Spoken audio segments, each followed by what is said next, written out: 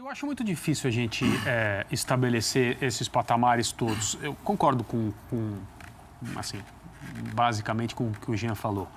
Mas eu prefiro fazer a análise em relação aos times que continuam trabalhos com as comissões técnicas que permanecem de 2016 para 2017 e aqueles que a gente não tem muitos elementos para imaginar o que serão. Ou seja, vamos pegar o Atlético Mineiro, por exemplo, né?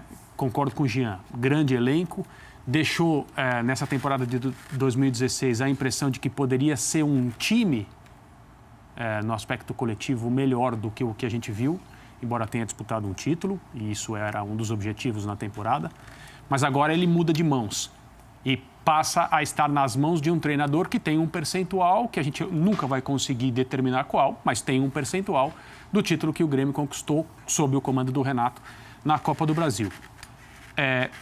O que o Roger vai fazer com o Atlético é suficiente para levar o time ao título na Copa Libertadores?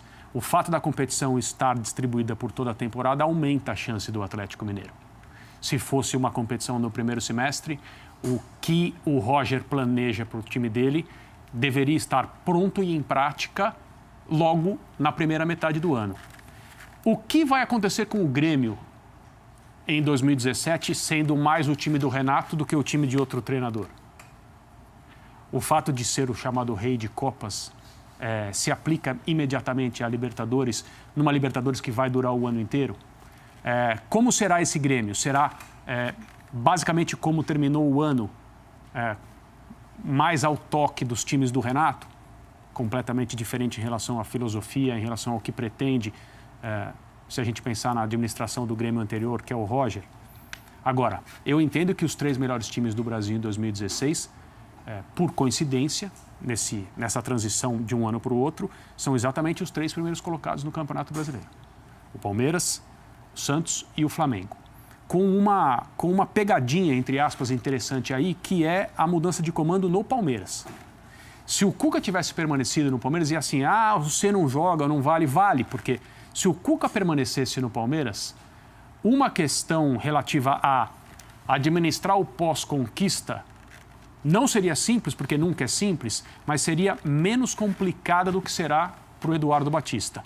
Porque o Cuca já tinha a dinâmica de trabalho dele, os problemas que ele teve com quem quer que seja, ou se resolveram ou não se resolveram e a partir daí segue a vida. Poderiam ser sanados agora, né, André? Exato. Se em caso insolúvel, ele poderia falar, claro, citar o exemplo, o Barrios não dá mais. E é absolutamente inocente da parte de qualquer pessoa achar que porque o time foi campeão, foi tudo uma maravilha, todo mundo de mãos dadas e tudo mais, né? Todo mundo de mãos dadas remando para o mesmo lado, porque se não fosse assim, o Palmeiras não teria chegado ao título com a diferença de pontos que chegou. Mas acho que se o Cuca tivesse permanecido no Palmeiras, o Palmeiras seria o melhor time do Brasil, como terminou o ano de 2016, com a primazia para a gente escolher o time que estaria fadado a boas coisas na próxima temporada. Não acho que o Palmeiras errou na escolha do substituto do Cuca. Em relação aos técnicos que estavam disponíveis, o Eduardo Batista foi a escolha certa, apesar de todas as mudanças que ele vai ser obrigado a fazer, porque ele também vê o jogo de uma outra forma.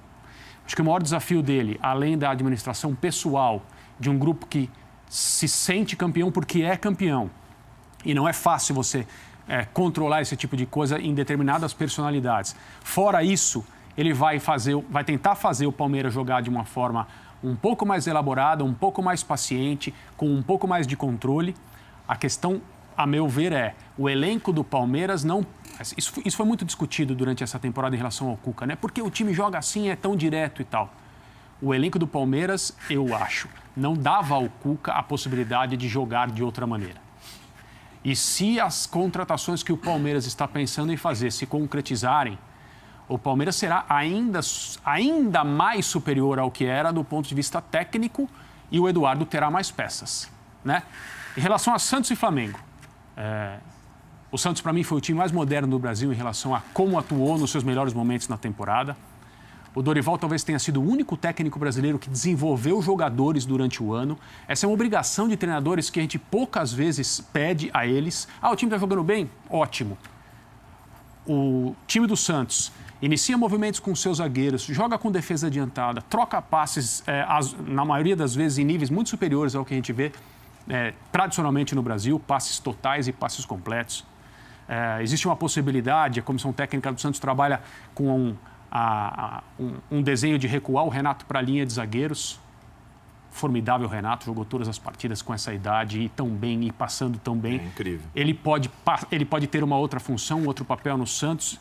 Eu acredito que nós vamos ver o Santos mais evoluído em 2017 em relação ao que é atualizado, que é o futebol atualizado até fora do Brasil. E o Flamengo, para eu terminar. O Flamengo, em determinados momentos, especialmente no segundo semestre, jogou o futebol mais bonito do Brasil, ao estilo dos grandes times que o Flamengo sempre teve. Eu posso falar do Flamengo do início da década de 80 para cá. O Flamengo, quando está bem, quando tem um bom time, joga de forma semelhante. Isso é um dos poucos times que tem identidade de futebol quando as coisas estão bem. E o Flamengo passou muito tempo mal, não conseguiram formar bons elencos e tal. Voltou a conseguir fazer isso porque o clube voltou a estar em pé, do ponto de vista de orçamento e tudo mais. Então, eu acho que o que aconteceu com o Flamengo, quando ele passou a dar aquela impressão que disputaria o título até a última rodada, foi uma mistura de esgotamento e previsibilidade. Porque era um time que os adversários passaram a entender como solucionar os problemas que ele apresentava. E aí também depende de como o Flamengo vai se reforçar. Eu acho que o trabalho do Zé Ricardo, a partir de agora, vai ser dar ao time mais argumentos para não ser um time que é muito bom tecnicamente, que tem muitas opções, mas não necessariamente conseguiu aplicar essas opções, sempre falando em relação aos jogadores que tem. Se o Flamengo se qualificar, por exemplo, fala-se do Conca, é uma coisa complicada, só jogaria em março e tal. Mas até o Mauro falou sobre isso ontem no bate-bola, não sei se foi no bate-bola ou em algum dos nossos programas. Qual é o problema do Conca jogar ao lado do Diego? Por exemplo, na linha de 3 antes do Guerreiro, com 2 jogadores que seriam 2 camisas 8.